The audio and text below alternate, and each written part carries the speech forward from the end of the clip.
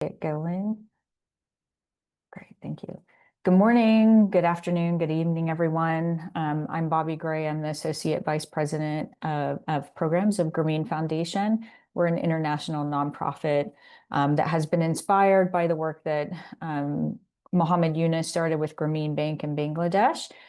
We've been working in the financial inclusion, financial services space for several decades now, and we've had the chance to glean some learnings and some experiences that have led us to this point right now where we're starting to talk about the issue of financial abuse.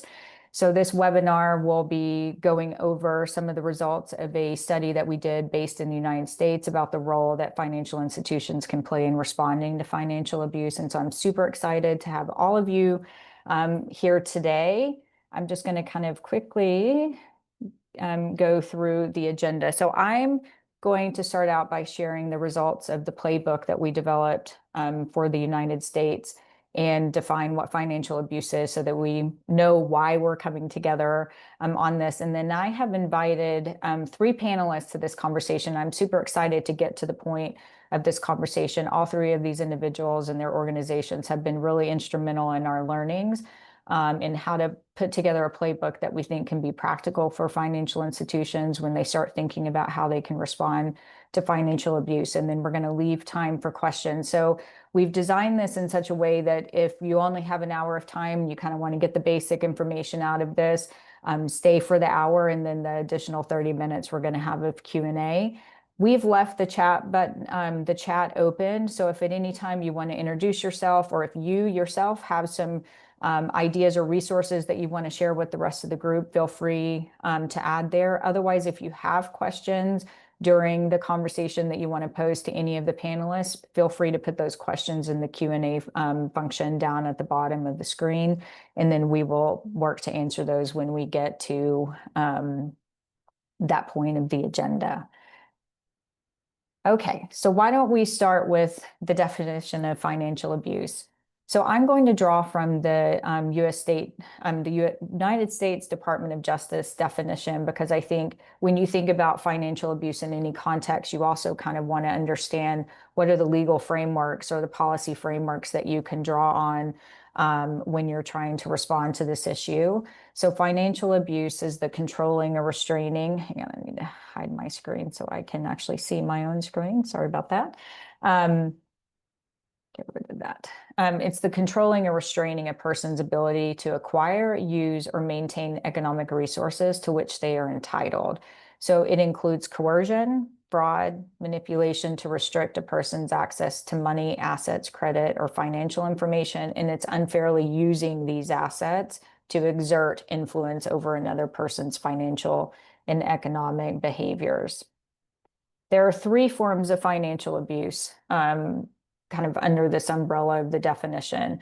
There's financial exploitation, financial control, and financial sabotage. For anybody that's been working in the elder financial exploitation space, these should appear to be very similar types of kind of categories of financial abuse that are discussed in those spaces as well.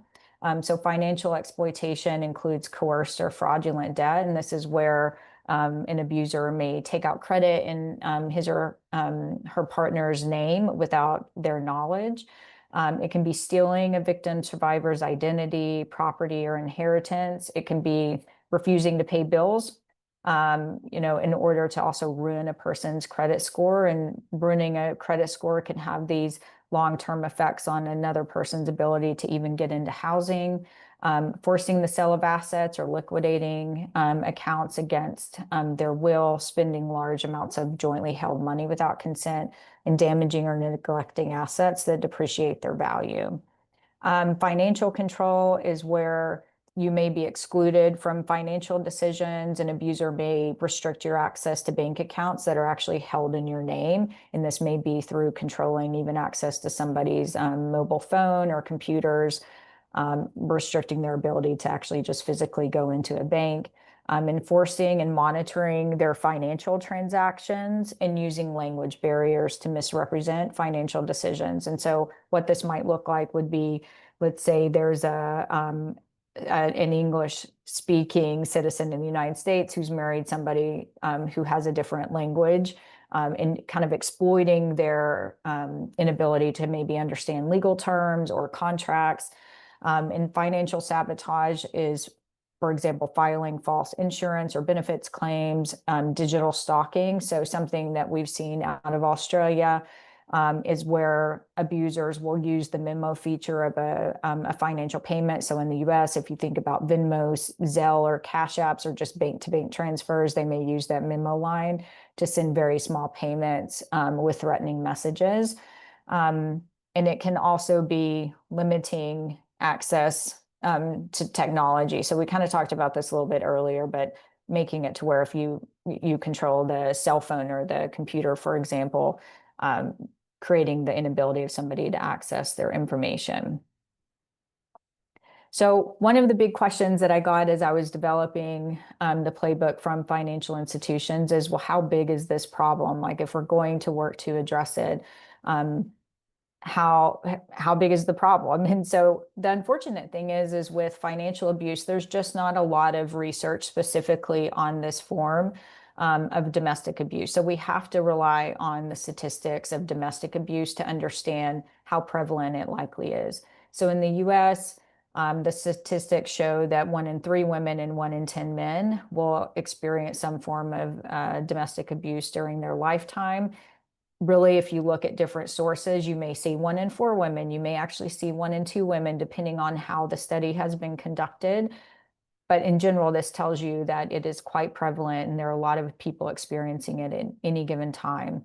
The research shows when you look at studies on domestic abuse that among those experiencing some form of domestic abuse, 99% of the time, they're experiencing some form of financial abuse, because this is just one form of controlling and threatening another person. We see in the research that the #1 reason why victim survivors stay in abusive relationships or return is because they simply can't afford to leave or stay safe. And in the UK, some research has shown that victim survivors may be more likely to disclose financial abuse to a financial institution than to the police or domestic violence survivor advocacy organizations, as they are trying to either safeguard their savings, or when they're seeking a particular financial outcome, such as trying to get out of debt that they've incurred during an abusive relationship. So one of the things as I got into this research that I think is also kind of a helpful framework is to think about the relationship between financial abuse and fraud, because there's so much work globally going on around fraud prevention that, kind of thinking about financial abuse under this umbrella may be a helpful approach to understanding how to build on infrastructure that's already there. So if you look at the broad definition of financial exploitation, you kind of think of this from the perspective of, who your perpetrator is, which is more the category of financial abuse, or you don't know who your perpetrator is, and this is more in a lot of the space that we think about fraud prevention. Even though financial abuse also has fraud, because somebody, a partner can actually have access to all of your information and take out credit in your name without you knowing it. So that's actually looks more like fraud than it does like financial abuse. But anyway, I think along this spectrum, you can kind of think about it from this perspective. And then right in the middle, you have romance scams where people think they know who they're in a relationship with, to find out that actually it's just a fraudulent experience, somebody trying to exploit, engaging in a short-term relationship to access their funds or to get them to purchase a cryptocurrency, for example. And all along this financial exploitation spectrum, there is identity theft that can occur.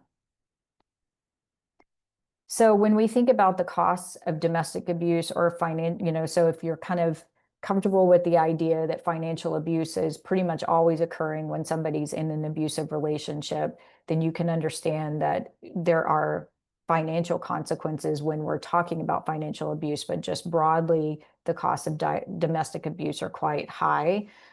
Research shows that for female victim survivors in the US, for example, they may incur over $100,000 in a lifetime cost of of domestic abuse, whereas men, it's approximately $23,000. Domestic abuse also costs U.S. employers quite a bit of money due to the lost time and productivity of their employees. If you start thinking about financial institutions as an employer, then there's also a high likelihood that some of their employees are experiencing this as well, and it's kind of affecting their performance at work. Among victim survivors, more than 83% of them will experience interference at work, 52% will experience coerced debt, and 46% will report damaged credit as a result of their experience. An abuser on average will incur approximately $16,000 of debt for the victim survivor, either coercing them into debt or taking out debt in their name fraudulently. And 60% of victim survivors will lose their job as a result of domestic abuse.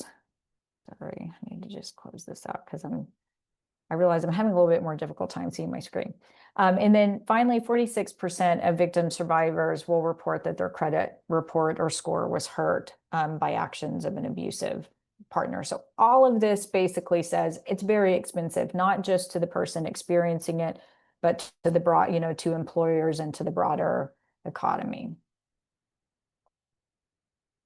But before we kind of get into what are the practical steps we think financial service providers can take, I want to introduce some challenges and just kind of put these out on the table before we get into this conversation, because I think they're important to consider.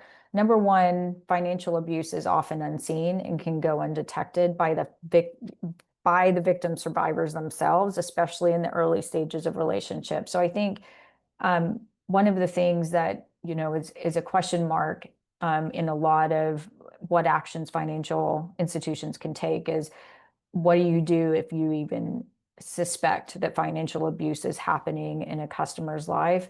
But really, you may not know that this is happening until they actually disclose it to you. So that is something that we have to kind of take into consideration, because even people experiencing aren't aware that it may be abuse. They may look at it as these are just the social and gender norms of a relationship between a husband and a wife, or between different partners, or there could be cultural reasons why men, I'm going to be kind of talking about male-female dynamics here, but this can clearly occur in any form of relationship. And so I think we just have to take that into consideration.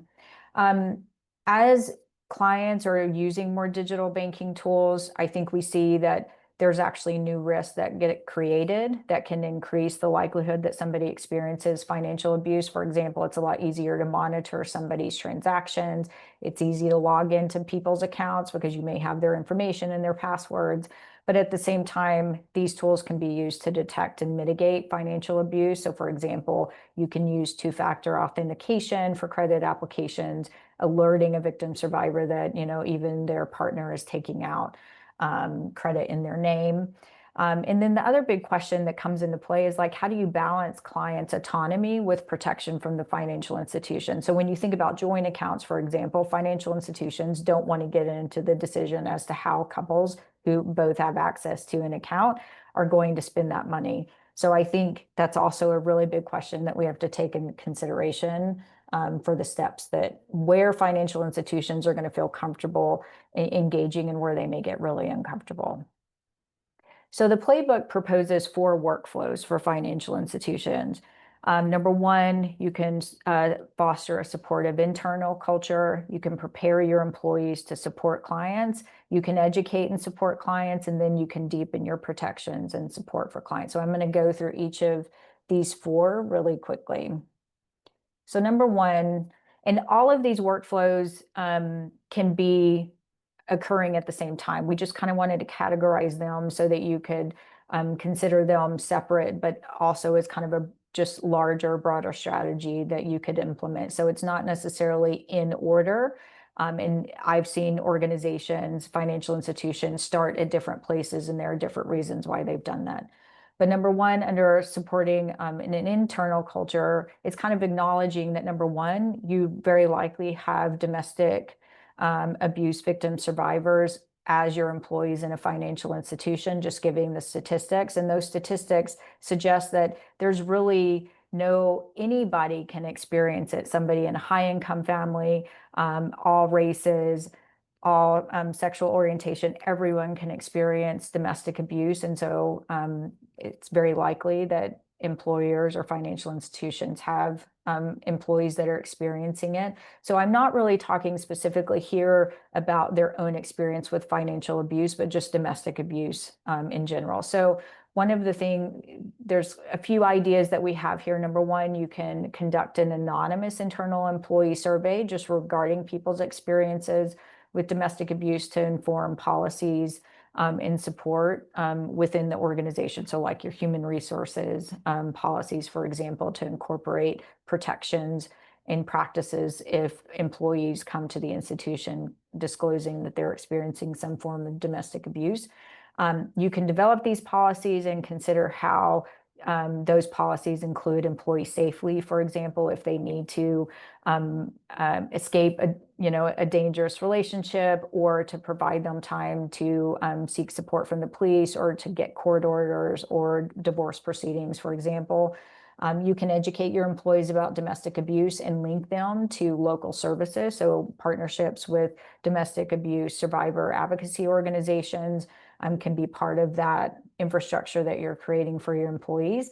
One of the things that occurs in the United States in particular is there are a lot of workplace violence programs that are requirements by the state governments that you have some sort of security plan in place. And so you can build on that infrastructure as well to include the threats that may come through of domestic abuse among their employees. And then finally, some financial institutions are providing emergency funds to their employees, or kind of these flee funds when they need money to just basically get maybe even short-term housing, or travel arrangements to get to a safe place. Throughout the playbook, we provide a set of resources. So in each of these slides, I'm going to provide you just one to give you an idea of a resource that you can access that shows you like how you might actually implement these ideas. So in this case, for example, FreeFrom, and I will invite a colleague from FreeFrom later to share more about their work, but they have a resource called Creating a Survivor Supportive Workplace as a resource to kind of inspire thinking around this area. So in workflow 2, we're thinking about how do you prepare your employees to support clients.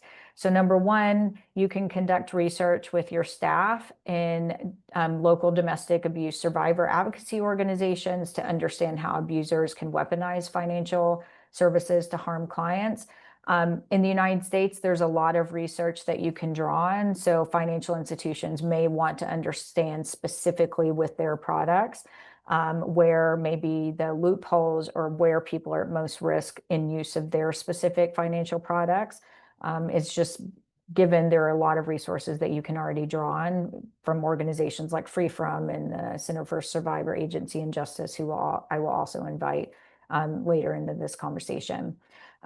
You can actually integrate an explicit definition of financial abuse across all of your relevant policies. So when you have your fraud prevention or fraud policies, your customer service policies, your anti-money laundering policies, any place where you may, if you kind of think back to that slide I shared with you about financial exploitation, where in the existing policies that you have, can you integrate financial abuse that may be experienced by somebody who knows who their perpetrator is. You can develop procedures for responding to financial abuse when it's disclosed by the client. So basically, the whole idea is like prepare yourself for when somebody comes to you and says, I'm in an abusive relationship, or I'm getting out, or I've divorced, and now I'm trying to basically clean up my finances. What is the process that you have in place, and how far can you go as an institution to support them? Somebody from the International Finance Corporation said, being clear between what the bank can do and what's more therapeutic, like where do you link them to a domestic violence survivor advocacy organization for support that goes beyond what the financial institution can do. And then some low-hanging fruit that we see, because there's so much work on elder financial exploitation in the United States, is that you can expand those trainings to include domestic financial abuse, or more of that intimate partner financial abuse that occurs. So I want to point to a particular resource for some inspiration. Surviving Economic Abuse is a nonprofit organization based in the UK. They have worked with the financial sector in the UK to develop a common financial abuse code that many large financial institutions have signed on to that may provide some inspiration for the type of kind of policy documents that you might want to consider creating. So workflow 3 is to educate and support clients. And we kind of look at this from two perspectives, kind of how can you communicate about financial abuse in a very public way? And then how can you communicate or engage with clients in a private way? So on the public workflow, we kind of look at this about financial institutions using their websites to actually have pages on what is financial abuse and some sort of messaging around what the financial institution can do to support you if you are in that situation. And I think this is a really important and probably easy way to start communicating about financial abuse to the broader community, even if you're not necessarily a client of that financial institution. You can integrate financial abuse marketing and education messages within existing financial education methodologies. A lot of financial institutions have some sort of financial literacy outreach, and you can just add in additional sessions or curriculum around this so that you're not creating something necessarily new, but just building on the infrastructure that you already have.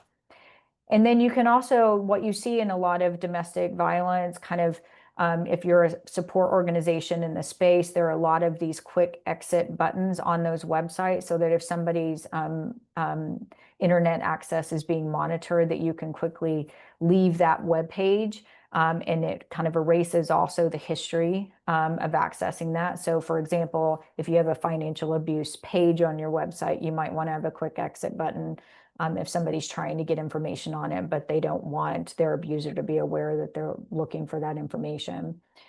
In the private space, there's recommendations that you actually have a vulnerable client team to support clients when help is needed. So maybe the frontline worker, if they're working in the window or the call center, for example, is notified that a client is disclosing that they're experiencing financial abuse, that there's a special team that has the skill set to support that person through achieving some sort of financial outcome that they're coming to you for.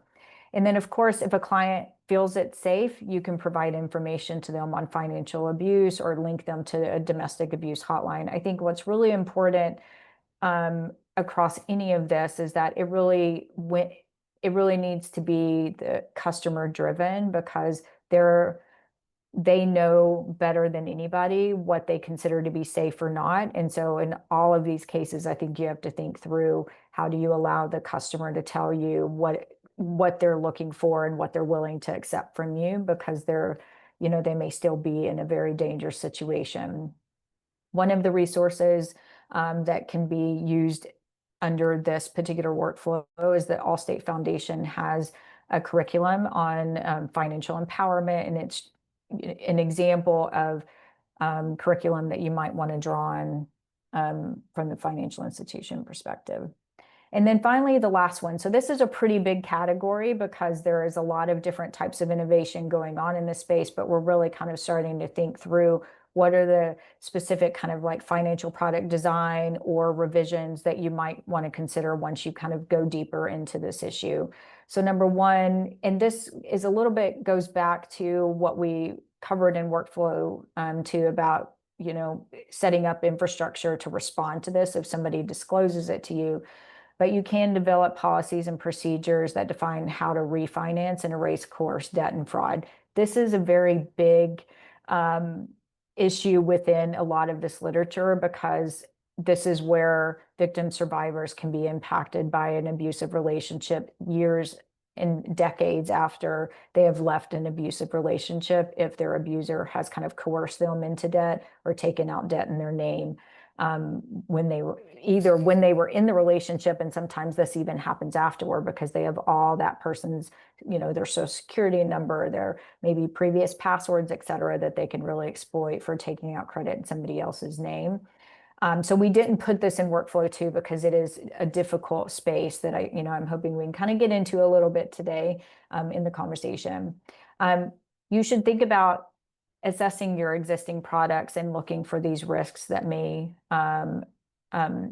be present for your customers. So thinking about even kind of diagnosing the different places where this might put people most at risk. And one of the things that we've seen in the literature, and that's something really important to acknowledge, is that even just the simple policies around privacy and confidentiality are really important, because a lot of financial institutions may send, as somebody's changing their address or opening up new accounts, may be sending mailers out or sending emails out that have that person's change of address in it, and that can alert an abuser to where somebody may have moved, even though they're trying to protect themselves, and they don't want the abuser to know where they live. You can create innovative account management products and services with victim survivors' needs in mind. And so kind of thinking about the fact a lot of victim survivors may leave abusive relationships without a credit history. They may not have a lot of money to pay for typical savings or checking accounts. And so there are a lot of, the bank on products in the United States are kind of an example of providing very low cost or no cost checking and savings accounts for people. You can design safe credit building products. What we see is a lot of people may not leave with a credit history at all because they haven't been, managing finances, or they could have damaged credit. And so kind of thinking about how do you help people get out of that situation over the long run. You can research the potential role of machine learning or artificial intelligence to identify populations at risk of financial abuse. I'm going to say this one is a really big question mark for me. I know they've indicated in the UK this is something that they're interested in exploring, because we've seen how to use these technologies to, detect fraud. For example, are there any patterns that will alert somebody to the fact that they may be in an abusive relationship is a really big question mark. But we're just putting it out there for whether, this is even an appropriate pathway, but one that could be considered. Like the employees, you can provide these flea accounts to customers. We've seen a bank in the UK do this, to where somebody gets, I think it's maybe up to like $400, $500 to actually leave an abusive relationship. And they've seen that be a successful model that they've been able to implement. And I know there have been a lot of questions around how that works. And then you can just simply empower your employees as advocates for domestic abuse victim survivors. We know from the experiences in the US that in domestic violence survivor advocacy organizations, that a lot of the employees of those organizations themselves were victim survivors, and they don't always feel confident in helping victim survivors with kind of financial literacy, budgeting, basic financial behaviors, and that could be a great place for just collaboration.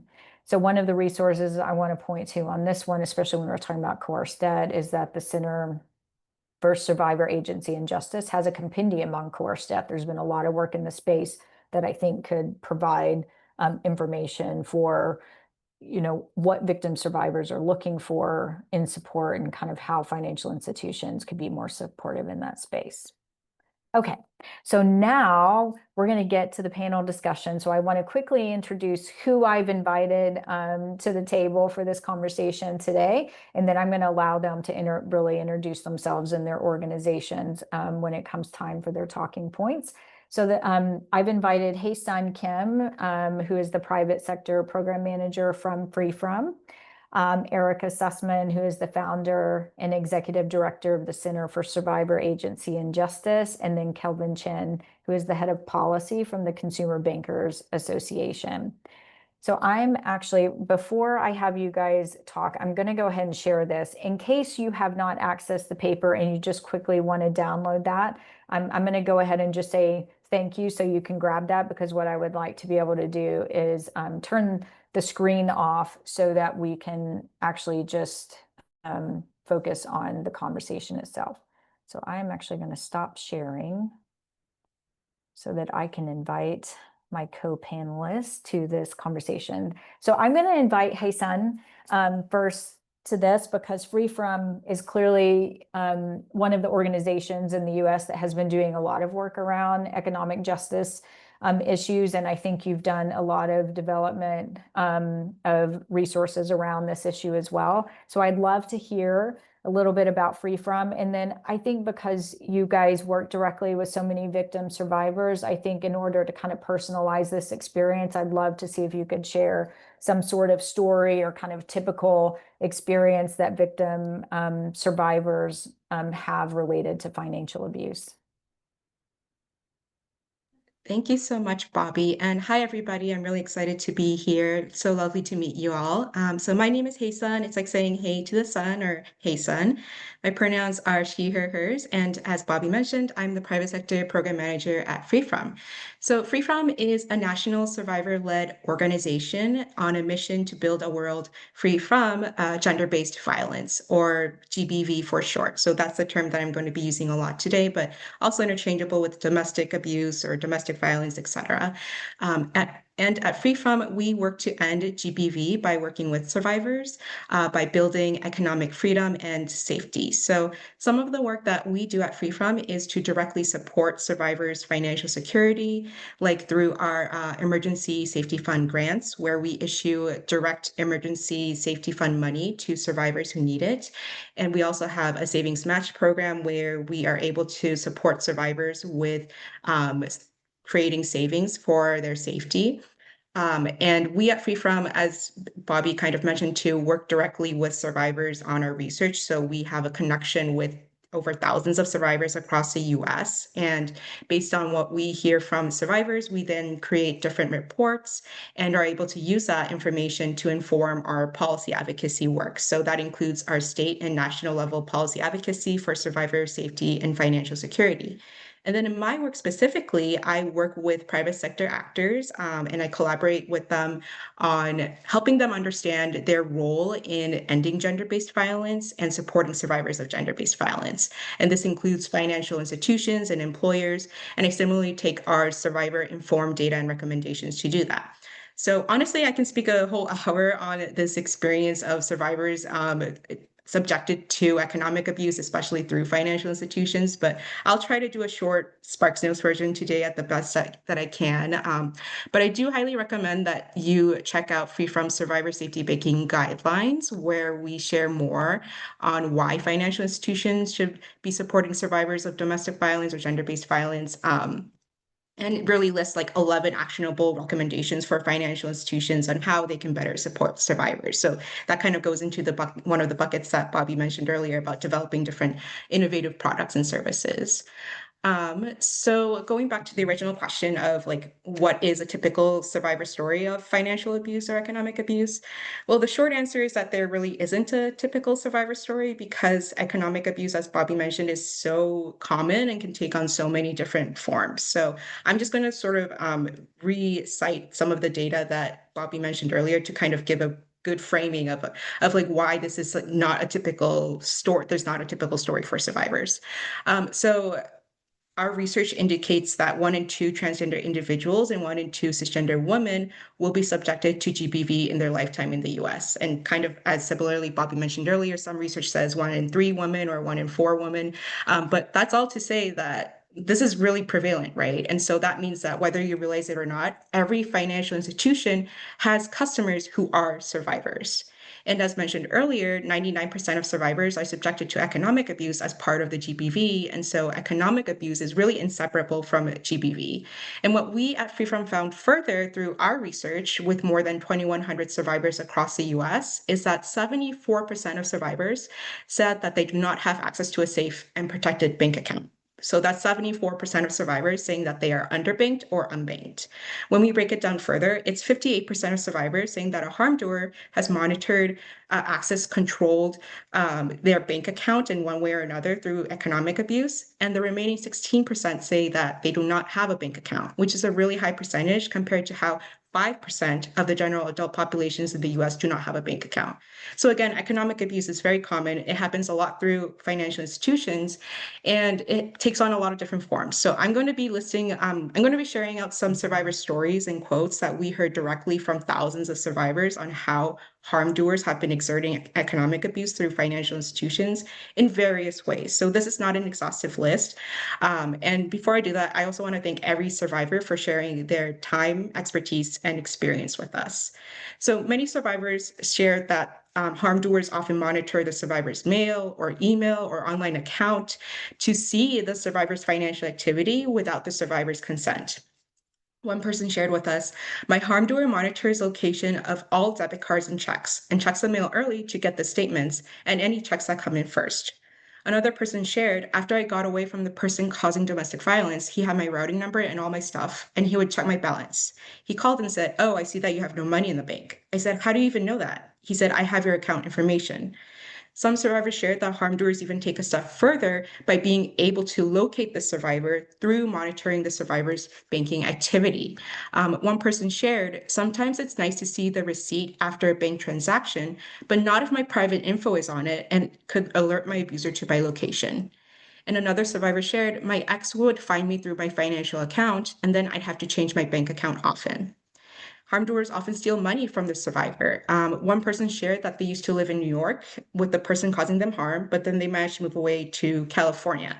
But the person in New York still had all the information that they needed to log into the survivor's online bank account, steal money, and cause other fraudulent activity. And it took the survivor customer over a year to get the support that they needed to address this problem. Another survivor shared with us, my ex-husband left me with thousands of dollars in credit card debt in exchange for signing the divorce papers. I'm living in a shady motel due to not being financially secure. And then, as not surprisingly, many survivors also shared that harm doers control their bank account or prevent them from creating a bank account. One person shared, I was not allowed to spend money. My money was deposited into a bank account that was in my name, but only my partner had access to my banking card. I wasn't allowed to go inside the bank unless he was there with me so he could see what I was doing. And another person shared, my harm doer had control over my account and income. He cut me off from it so I could not access my money. He ran it delinquent, and I could not open an account in my name for years. So again, the forms of economic abuse are really vary a lot. And again, this is not an exhaustive list. So this means that there is not really a one size fits all solution to addressing all these different types of forms. But there are actions that financial institutions can take, and Bobby did list some of them earlier. But I do really want to highlight an important first step is for financial institutions to become educated on this issue, to become aware and be able to identify the different signs of economic abuse, because then the financial institution can address economic abuse by creating the different products, services, and policies that can support survivor customers. So again, there's not really a typical survivor story. And really highlighting that recognizing and addressing economic abuse is a key first step for financial institutions. Recommend checking out our survivor safety banking guidelines. And I'm happy to share more on our survivor informed data recommendations, but for now, I'll pause and pass it back to you, Bobby. Great. Thank you, Hye Sun. No, I think those stories were fantastic and just helping, and I'm kind of even relating it back to this point about just the importance of that confidentiality and privacy, like kind of where that is such a space of opportunity for thinking through how do you, really protect that, especially as they're in or trying to leave an abusive relationship. So I'd love to bring Erica in because Hye Sun is kind of touched a little bit on the coerced debt, but the Center for Survivor Agency and Justice has been leading a lot of work in the space of coerced debt. And so, Erica, I'd love to hear about the work that your organization has been doing in the space and kind of what you see as you know, the actions that you would like to see financial service providers make as it relates to coerced debt. Absolutely. So good to see everybody. I see the names in the chat, and I just want to acknowledge all of the incredible partners who are in this work alongside us, from advocates to survivors to financial institutions to researchers who have made critical contributions in this field. It's great to have all of you here with us and to have all of our brains thinking together about potential solutions. So appreciate you all. My name is Erica Sussman, and I am the founder and the executive director of the Center for Survivor Agency and Justice. CSAJ is a national organization that has been around since 2007. And our mission is to advance economic equity for survivors of gender-based violence. We do this in 3 different ways or through 3 levels of impact. One is by supporting advocates and attorneys who are on the ground and doing this work each day by bolstering their skills and their capacity. Second is that we work with communities and organizations to build really important partnerships that can really center the needs of, and in particular, the economic needs of survivors. Some of those partnerships include financial institutions. And then third, CSAJ works to advance and also to help support systems and policy change that really centers the lived experiences of survivors as it relates to their economic needs. Our sort of core belief that drives all of our work is the understanding that there really is no safety without economic security.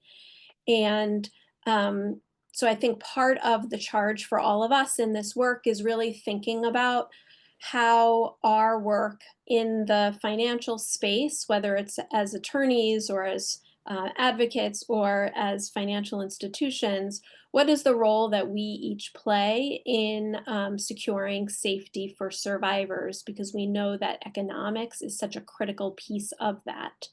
The connection between economic security and safety is evidenced well, both by research and by survivors themselves. We know that there are correlations between the two, and that in order to be safe, people need access to critical resources so that they have options.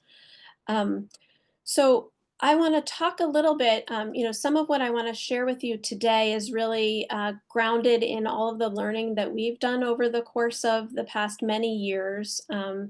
CSAJ has a Consumer Rights for Domestic Violence Survivors initiative, and that project has worked with, countless advocates and attorneys who we work with to build their capacity and also build partnerships in the legal and consumer rights space.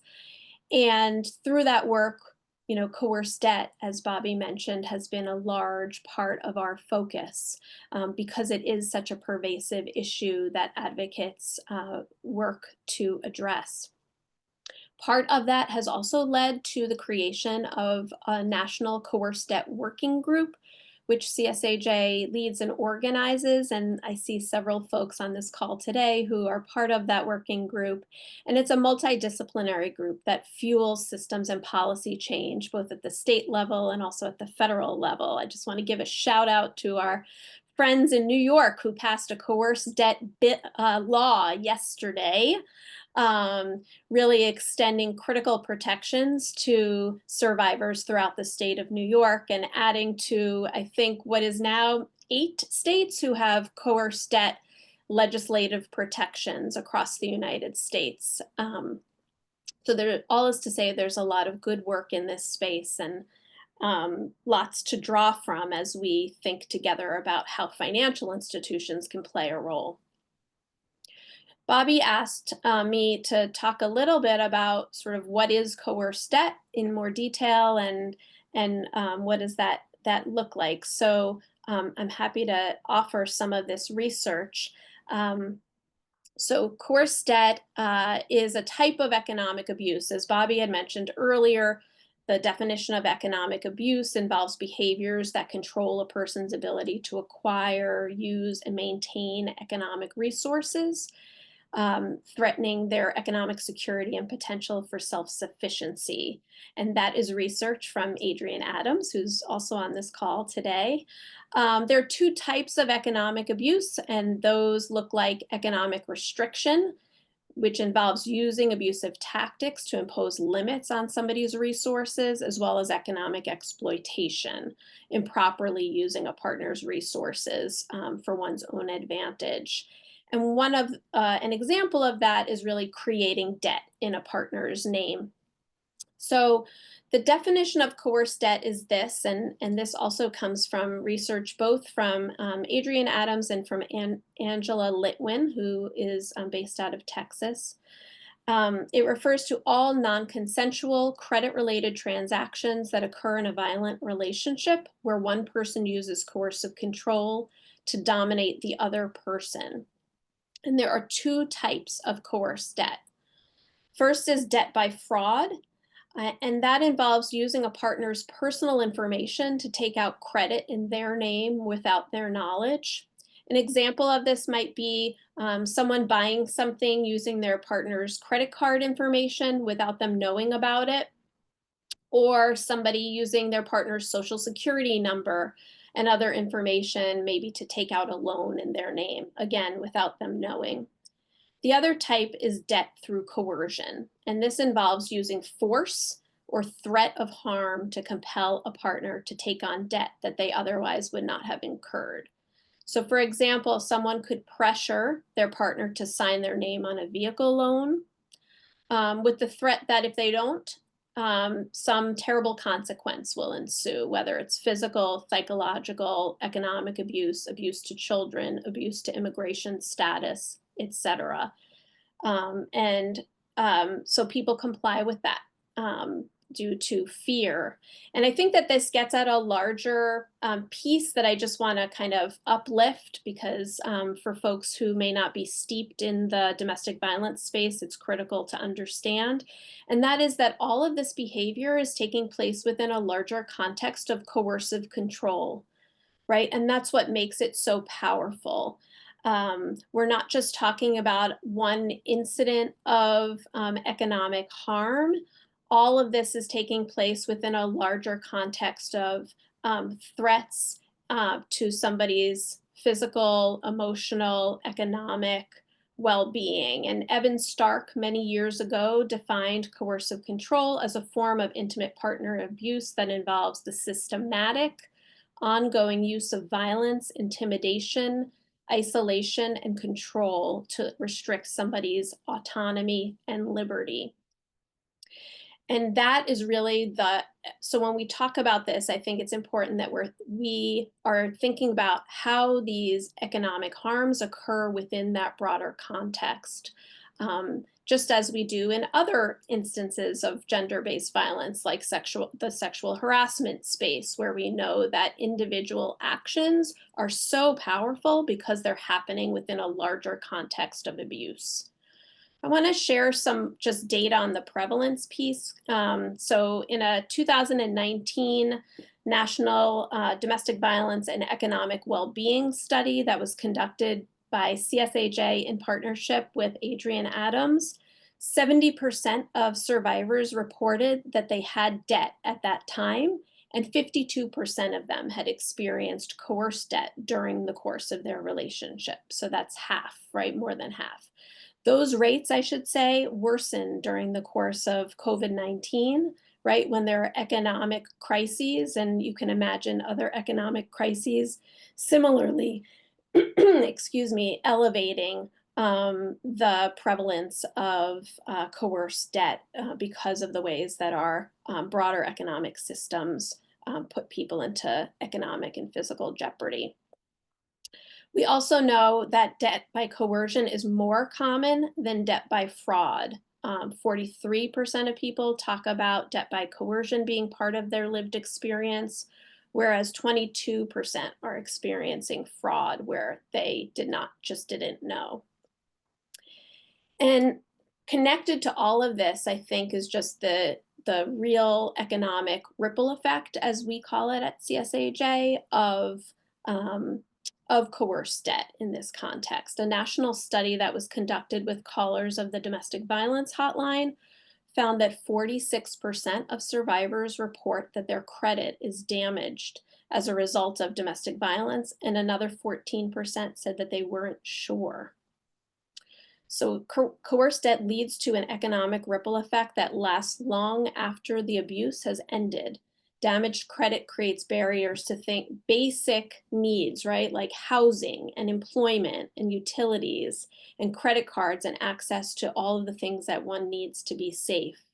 And survivors are then saddled with huge credit burdens. We know from one study, again, that was conducted in 2019, 50% of survivors have debt loads up to $20,000, 23% over 20,000, and 26% were uncertain. And these debt areas of debt are also often in the areas of greatest need in terms of access to safety.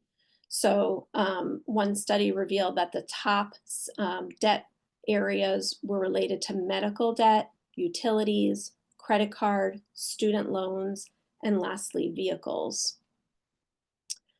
46% of survivors report that their credit report or score was hurt by the actions of an abusive partner, and 73% report that they stayed in an abusive relationship longer because they feared that they would be unable to financially support themselves.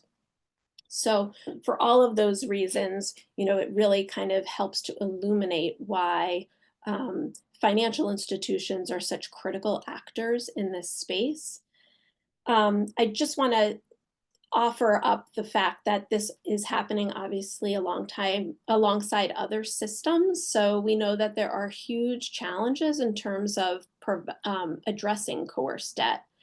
I mentioned before that states are now activating to address coerced debt from a legislative perspective, but for the most part, the current federal legislative scheme often is failing to address the needs of coerced debt survivors. Again, states are making strides, but there are huge gaps. Pulling a credit report is in and of itself often dangerous for survivors who either don't have the information or fear retaliation. And then disputing credit is often tricky under federal laws like the Fair Credit Reporting Act, unless you are able to fit it into a narrow definition of identity theft. So in short, I'll just say that laws and regulations are, part of what we are pursuing, both at the federal level and certainly at the state level. And that, absent some of these protections right now, addressing economic abuse and coerced debt is often on the shoulders of survivors who have already experienced abuse. And being able to place some responsibility on financial institutions to help us in both detecting and remedying some of these systemic abuses is critical to the solution. Great. Thank you, Erica. And I think you've already highlighted kind of a little bit of a segue to inviting Kelvin into the conversation. But one of the things that struck me that I'd kind of forgotten about the importance of is the fact that there are multiple states within the United States that, this isn't just a federal issue, but there's a lot of variation from state to state that I think also impacts financial institutions who are present in multiple states as well. And so there's a lot, so it also complicates the issue as well. I'd like to invite Kelvin from the Consumer Bankers Association to come into this conversation. He's been very helpful for me with this playbook as we've kind of talked about where the challenges are going to be based on regulations and just, where financial institutions see their mandate. So Kelvin, I'd love for you to share what you'd like to about the Consumer Bankers Association, but I think some of the, one of the biggest questions is like, what do we see as the low-hanging fruit? Like for the entire sector, like what do we think are going to be the early easy wins that, we think we can start creating real benefit for victim survivors? And then where do you think the greatest challenges are going to be for financial institutions to address financial abuse? Sure, Bobby. Thanks so much. And first of all, thank you for doing this great work on the report. Thank you for convening such a great group of folks, and not just the panel here, but also in the report and also in the audience. I mean, I feel like just looking at the introductions that are rolling in, it's really fantastic. And so on behalf of consumer bankers and myself, as we are kind of working to get our arms around this issue, we really appreciate your creating this forum. So hello, everyone. My name is Kelvin Chen. I represent the Consumer Bankers Association of America, where we are a trade association that represents retail banks. We're generally banks that are $10 billion plus. And so banks going all the way up to the largest banks in the US. And our mandate is really focusing on where banking hits consumers. And so this would be it's a really key set of issues for us to lean into. We do everything from banker education to committees where bankers get together and work on hard issues like this, to advocacy, which is where me and my team work. In prior roles, I was a consumer protection lawyer at the FTC, at the Consumer Financial Protection Bureau, and I then did a range of policy issues at the Federal Reserve before going in-house and actually working with banks. Bobby, I think that the hard thing here, and I'd actually sent Bobby a note saying I'm going to try to keep my intro short so we can get the questions, but I'm actually going to take this first question and go a little bit longer if that's okay, and kind of just walk through why I think it's hard on our side and where we're really excited to work with the folks on the screen here, but also in the chats, to try to get smarter on these issues and try to come up with things that can make incremental progress. Because the thing that I think that we will quickly stipulate to the importance of these issues and the need for engagement here. I think the hard thing that I'm struggling with is trying to figure out the right balance between, from an operational level of perspective, like how do we find the right level of substantiation and the right amount of kind of friction to introduce into the process, accommodating and understanding the real life circumstances of victims, while also keeping fraudsters, particularly sophisticated and organized crime, out of the system, right? So, one of the things I was thinking about, for instance, is take just Zelle alone, right? So that could be an attack vector, but that could also, as an attack vector there, right? So Zelle has a total of 3.6 billion transactions a year. And so we've had a call that's gone on for about an hour. And so that means just over the course of this call, there have been about 615,000 Zelle transactions that have been sent. Some of those are bad activity, but some of those are also victims that are trying to get their funds to a safe place. And so how do we come up with a system that can screen and identify and create the right amount of friction for the bad funds while also not keeping someone from fleeing when they're in an emergent circumstance, and try to come up with, at this rate, right, when you're dealing with tens of thousands of transactions a minute, right, you can't do manual review. And so, kind of acknowledging Hye Sun's, where she started saying, look, like this abuse isn't going to look the same. Where can we start to find things that begin to look the same so we can start working against that? And that's kind of where I really struggle with a lot of the ways to engage here. Like on the one hand, there's the issue of separating out like the victims that we need to support with first party fraud and totally different populations, but just not opening the door for first party fraudsters to come in and avail themselves of some of the tools that are meant for victims. Because in a recent survey Secure put out, they found that basically a third of Americans admit to committing first party fraud. That includes 20% of Americans that say they've disputed legitimate financial transactions, and 50% of Gen Zers say that they commit more first party fraud if there'd be no negative consequences. And the thing I would note there is that like those fraud losses aren't just like a bank profitability issue, although it is a bank profitability issue. I will note like in the credit card space, the difference between a profitable bank and a not profitable bank is basically 1 in 20 consumers going bad in credit risk to 2 in 20 consumers going bad. And we're seeing fraud rates now that are beginning to outpace credit losses.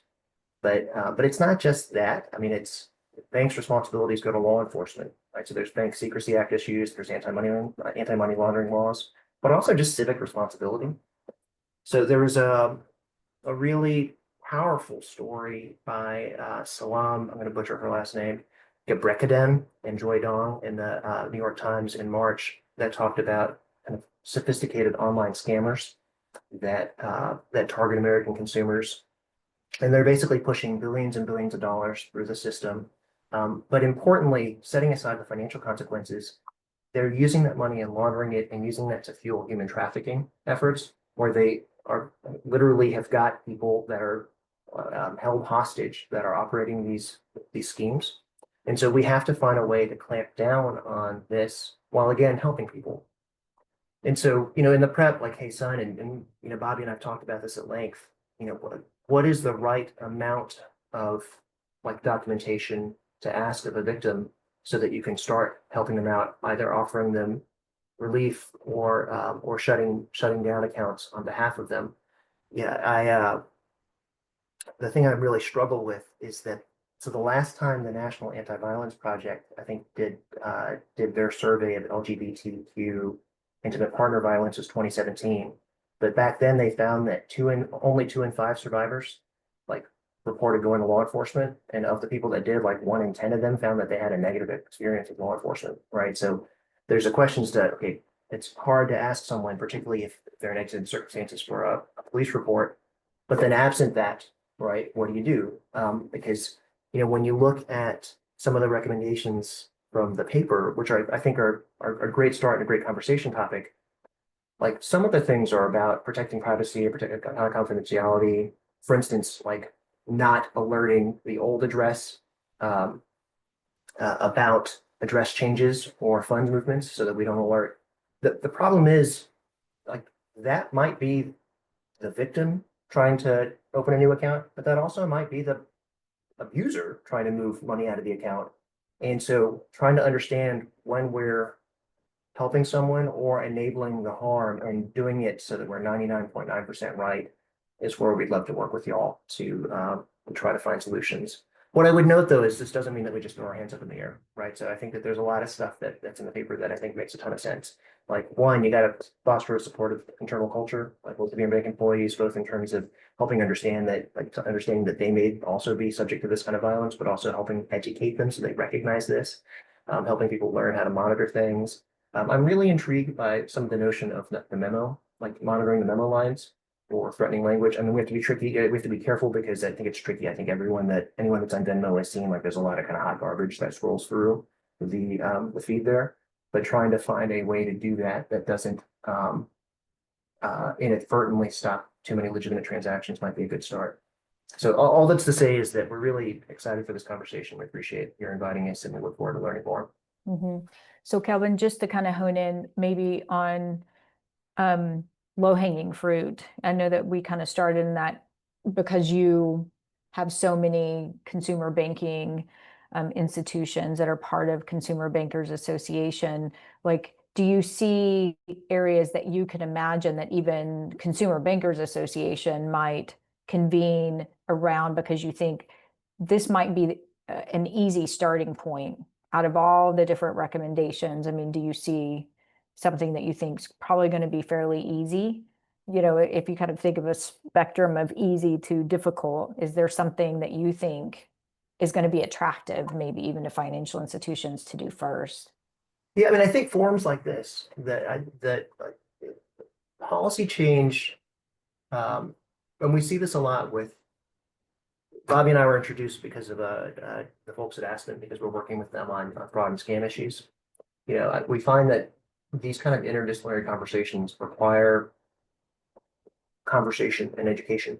And so I think helping more of the bankers kind of understand these issues, I think, working together, particularly on education materials for, say, branch staff, for instance, so that they can start to kind of recognize what's out there. The thing that I think is great about the paper is that it really helps surface, because I wouldn't say develop, because I'm sure that there's been a long body of literature on this, and I see a lot of experts on the chat.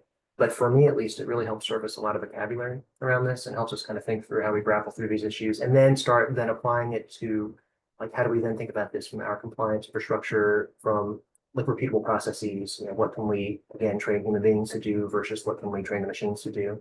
So I think a conversation like this may be aimed towards like education, particularly of branch employees, would be a great start, and then taking it from there.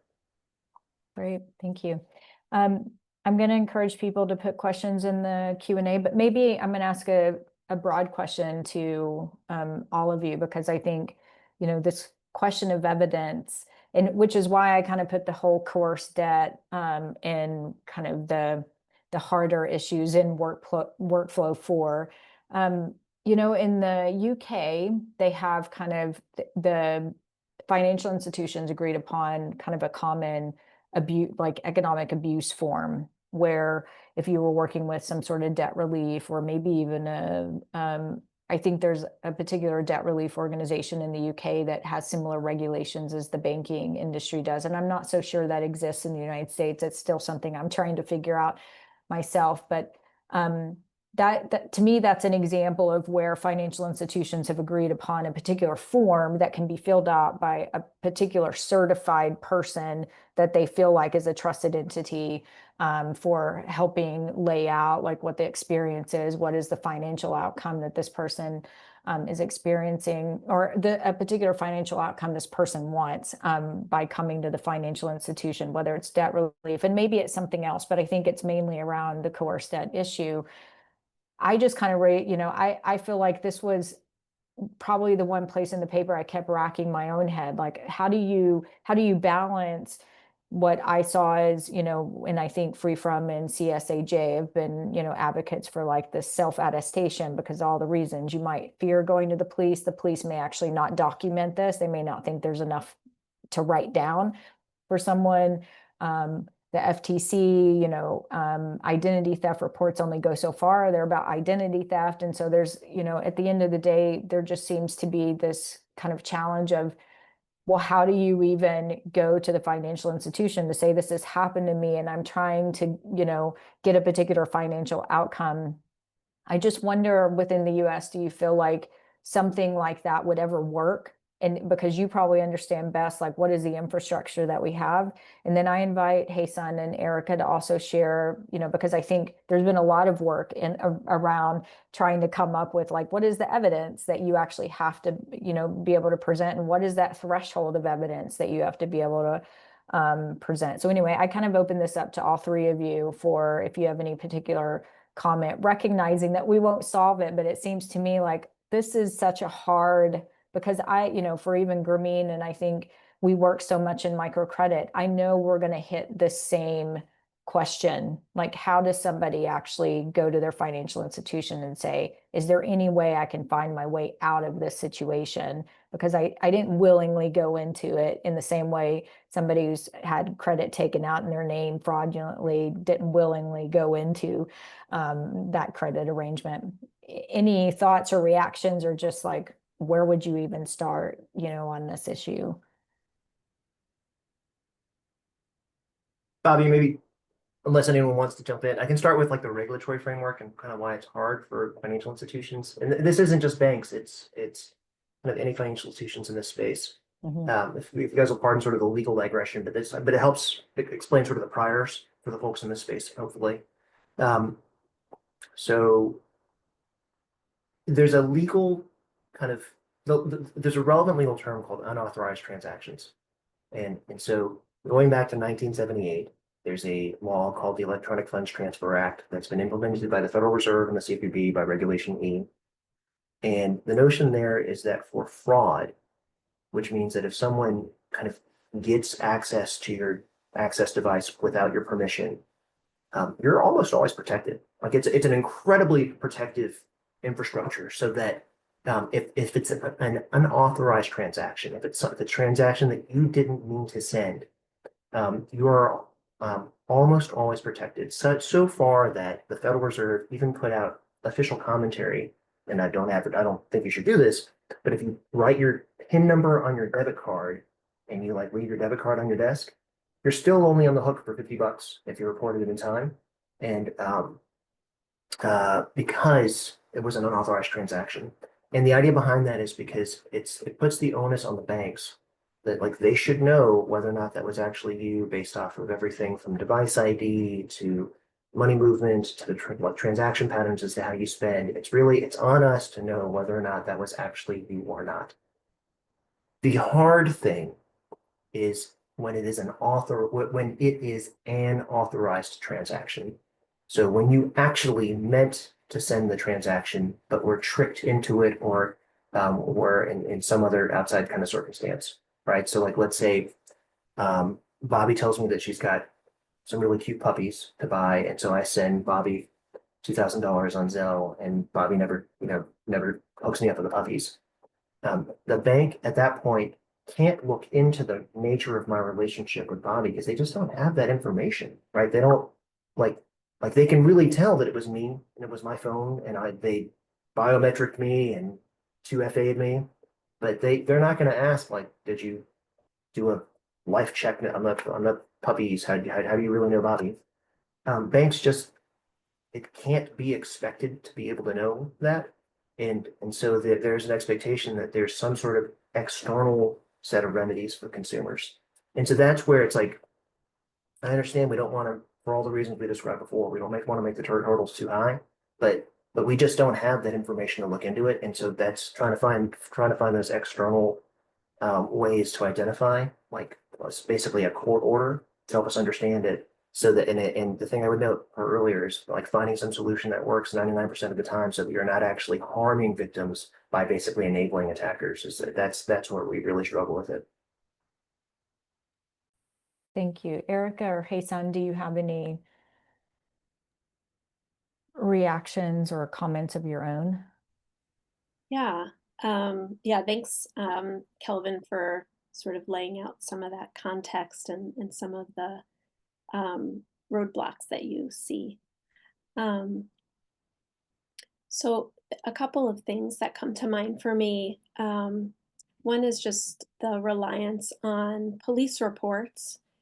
And we know that police often are unwilling to make police reports in the context of intimate partner violence, even when, I should say, um, the the transaction or whatever the circumstances, even when it's without somebody's knowledge. I think it's the context of intimate partner violence that often attaches to so many of these situations. So that attaches whether it's a police officer, whether it's a public benefits officer, a financial institution, even though in general we're very well versed in seeing fraud when it happens between strangers.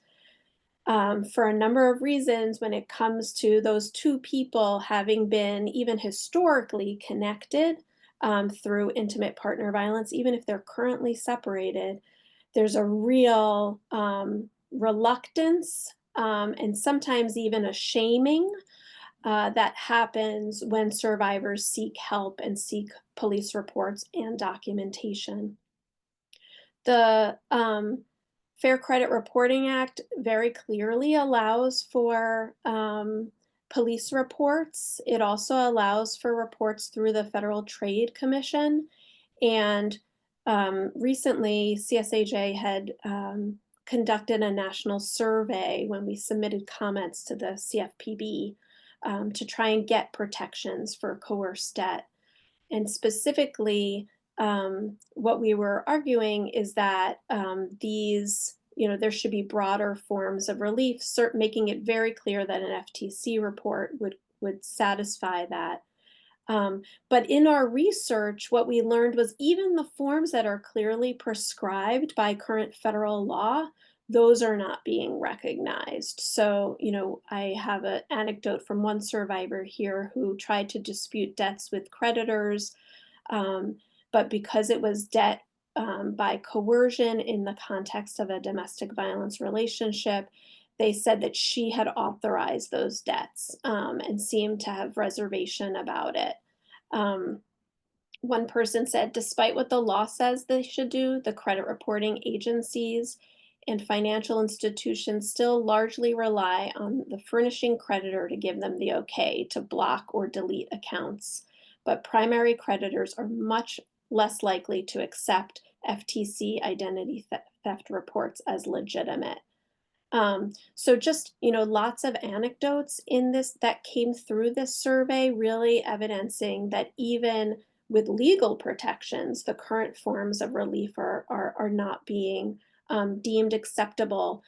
And I think what that behooves us to do is think about, okay, well, we have this fraud infrastructure that exists in the stranger violence context, so to speak, right? When we're thinking about just customers who are not connected to one another through intimate partnership. And how might we extend that infrastructure to include folks who happen to be intimate partners. And I also want to add everything, echoing everything what everyone said. I just want to add some of what FreeFrom had found as well. So we had done a survey with over 1,300 survivors a few years ago.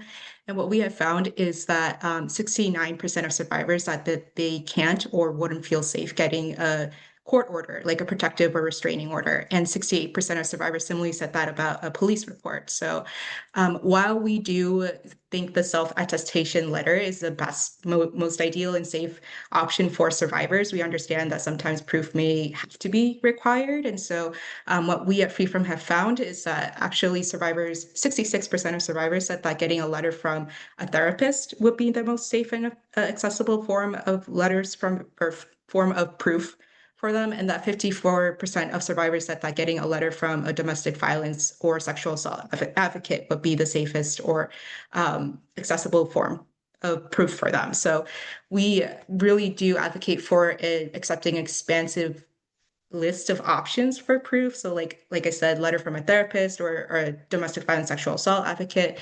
And what we have been seeing too in different states is that hopefully more and more states will do this, but a couple of states have been sort of accepting these different forms of proof as well. So like in California, for example, when it comes to coerced debt protections or relief, they accept a police report, court order, FTC report, but also letters from what they call a qualified third party. So that can include a domestic violence counselor, a court appointed special advocate, a psychologist, or a therapist, et cetera, et cetera.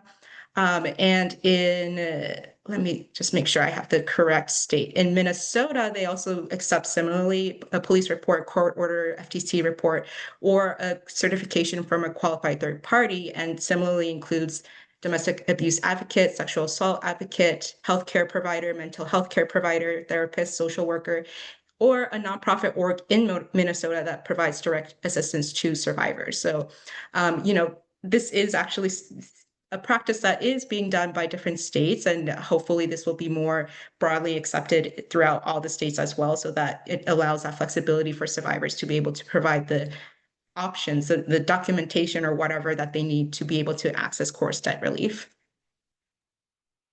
Great, thank you, Hye Sun. Before I obviously have lots of questions, but maybe what I'll do is I'll answer one of the questions that's in the Q&A. So Sybil Solomon asked, how does pulling a credit report endanger a survivor? And maybe Hye Sun or Erica, I can't remember which of you maybe shared that just pulling the credit report might be dangerous. Can disclose their location. And also for folks who are being essentially watched, right? If somebody has somebody's financial information and they have access to what their activity is, if somebody sees that they're pulling information, that's a red flag that they are trying to do something connected to either their current financial status or that they're connected with a particular advocacy organization. So just all of the specifics that can be exposed about somebody's whereabouts are being exposed through somebody pulling a credit report. So what you're kind of saying is that if a bank or some other entity that is looking into somebody's credit and it shows that their credit report was accessed. So like she's trying to get a car loan and all of a sudden her credit report shows that X bank did an assessment. That's what you're kind of talking about. Right. Yeah. Okay. It's a mechanism essentially for being able to find somebody. And so that even if somebody's been separated from their abusive partner, they can see, oh, right, they're in this location, they're trying to access these services, things of that nature. I got you. So maybe one of the other, and I invite people, if you have questions, feel free to put those in the Q&A, or if there's some experience that you want to share there as well. Maybe one of the questions that for me has also come up, and Kelvin, you may be the best one on this, but I recognize Erica, with your legal background, you know, you may also have some thoughts on this, is that there's kind of this question of like, what comes first? Does regulation come first, or do you have to see kind of a growing movement of financial institutions to result in regulation? So if we're kind of, let's say the question is we want to, across the sector, indicate that, you know, financial abuse is something that needs to be included in fraud prevention, et cetera. I'm just kind of making something up for the moment. Because I recognize that, you know, not everybody likes regulation, but I also heard nobody wants to work on this without regulation. And so it kind of feels like, well, what needs to happen, especially in a place like the US, where there may be state by state regulation, but then that means you're not really protected. You know, you can't expect going in from one, let's say you're a Bank of America customer, and I'm just saying this because that's where I bank. I live in Texas, and I might have certain protections that I'm not even aware of here, but then I move over to Oklahoma and realize I don't have the same protection because the laws are different. And so, you know, I'm just kind of curious, like, what do you start in kind of that regulatory space, or is there financial institutions that you feel like it's almost like you just need to start seeing duplication of people being inspired by one financial institution, and then one day everybody says, let's all agree that we should all do this, it's good practice. I'm curious if there are examples of where maybe regulation wasn't created until there were a lot of institutions wanting to work on it. It's kind of maybe a demand or supply question. I don't know. I'm curious if Kelvin or you or Erica have any kind of thoughts on using that as a mechanism. Erica, do you want to go first?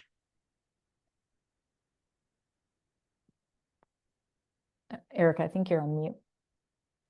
Sorry about that. That's okay. Yeah, just quickly, I mean, I think there are regulations that were, so I mentioned earlier that the Consumer Financial Protection Bureau had asked for an advance notice on proposed rulemaking. This was back in the fall of 2024. And as a result, a number of us across the country organized to submit comments to the CFPB to get some rulemaking on this under the FCRA, the Fair Credit Reporting Act. So there has definitely been a movement in that space. You know, right now, where that's going to go is an unknown given the federal landscape. And so, you know, that leaves banks in a place of looking at what current laws are. I think some of the precedent that exists in this space is not necessarily regulatory, but there are sort of legal frameworks that support this.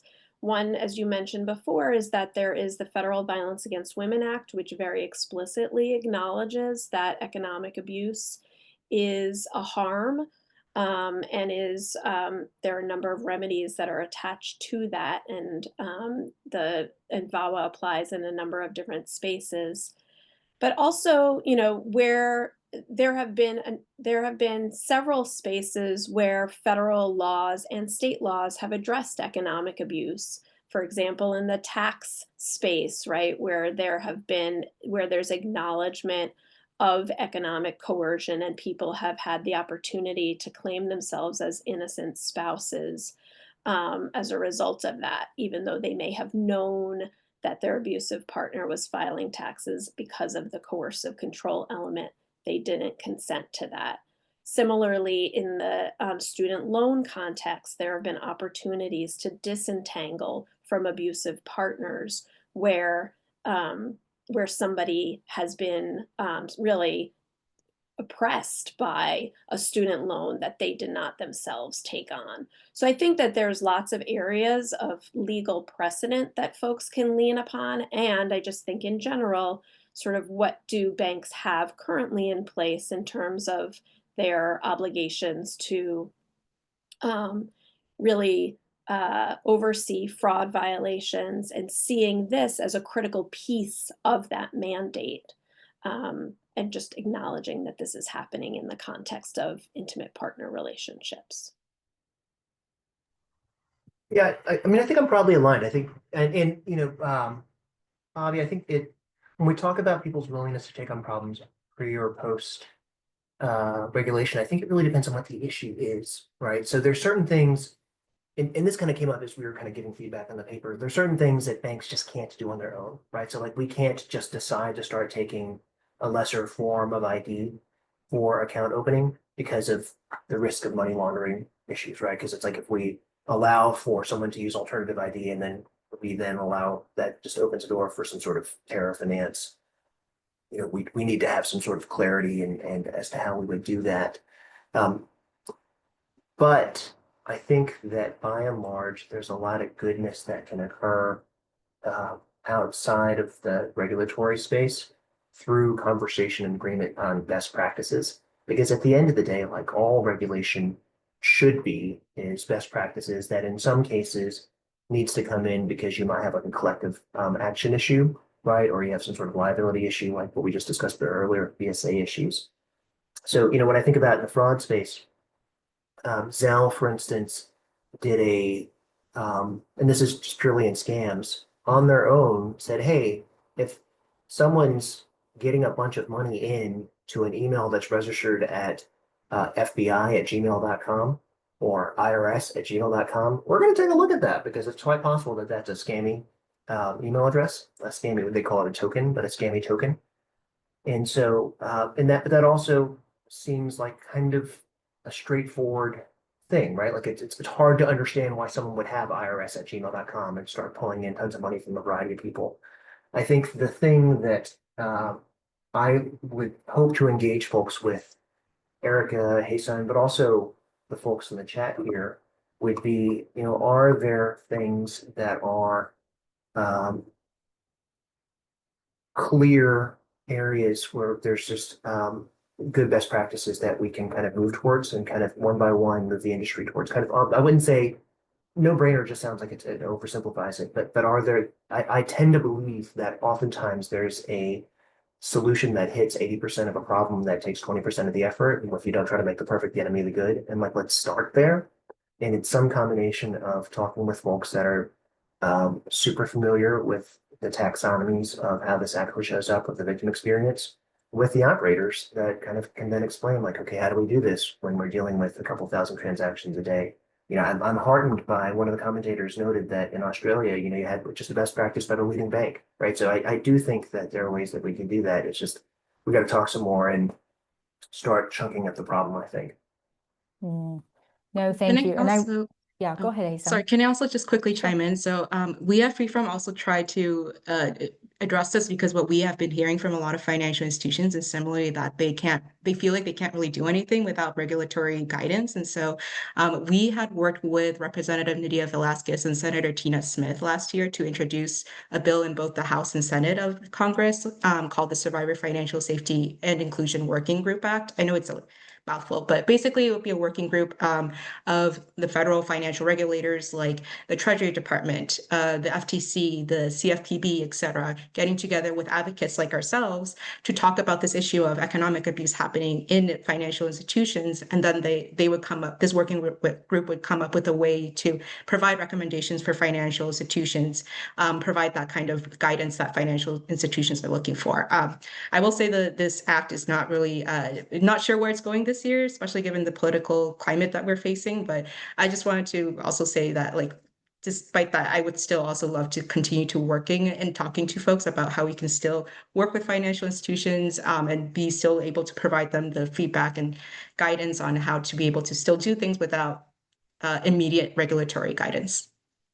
Great. Thank you, Hasan. And thanks, Erica and Kelvin, for joining this conversation today. I know that we're at time and I hate to cut us off because I think there's so many questions that a lot of us have of each other, but I hope this is just a starting point for many of us. I mean, even just making the connections today, I think acknowledges there is a lot of interest in the topic. And I think what I'm most excited about is, you know, just even the responses of people like Kelvin and others within the financial sector, I think are promising. I mean, I think people want to work on it. It's just kind of this big question of like how to, like Kelvin said, where is the starting point that actually, you know, addresses a lot of issues without a lot of effort and kind of starting those places just to inspire each other as to simple steps that financial institutions can take. So we'll be sharing this video out with others because we know some people couldn't make it, but I hope it's also will serve as kind of a place that people can come to kind of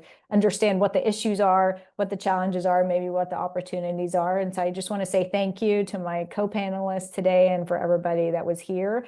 And I look forward to finding additional spaces where we can continue this conversation. So thanks everyone for joining and enjoy the rest of your day. Bobby, thanks everyone. Thanks everyone. Bye-bye. Thank you.